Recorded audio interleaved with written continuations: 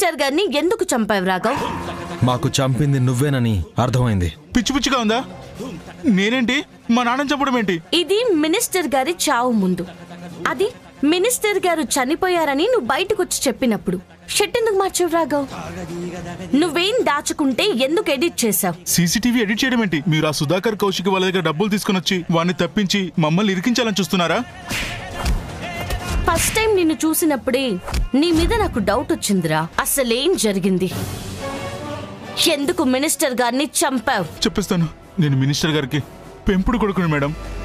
ఆయన చనిపోయే ముందు రోజు ఆయనకి నాకు పెద్ద గొడవ జరిగింది మేడం. సుధాకర్ బెదిరించిన కత్తితోనే మా నాన్నని చంపించి ఆ నేరం సుధాకర్ మీదకి నెట్టేసి పోలీసులతో అరెస్ట్ చేయించా. సీసీటీవీ ఫుటేజ్ని నేనే ఎడిట్ చేశాను. ఎప్పటి నుంచో కౌశిక్ మీద నాకున్న పగ, మా నాన్న మీద ఉన్న కోపం, ఒకటే దెబ్బకు 2 పిట్టల్లాగా ఇద్దరిని చెక్ పెట్టేయచ్చని ప్లాన్ చేశా. వా, నాకు ఆ శ్యామ్ అడ్రస్ అండ్ డీటెయిల్స్ కావాలి. మీరు సాధు టీం. ఓకే. మినిస్టర్ గారిని చంపానని రాఘవనే కన్ఫర్మ్ చేశాడు. ఇందులో శ్యామ్ అనే కిల్లర్ కూడా ఉన్నాడు. డీటెయిల్స్ అన్ని రాఘవే మీకు ఇస్తాడు. Thank you ma'am. ఇక నుంచి మేము చూసుకుంటాం. ఓకే. కానిస్టేబుల్స్, వాళ్ళని లేపండి.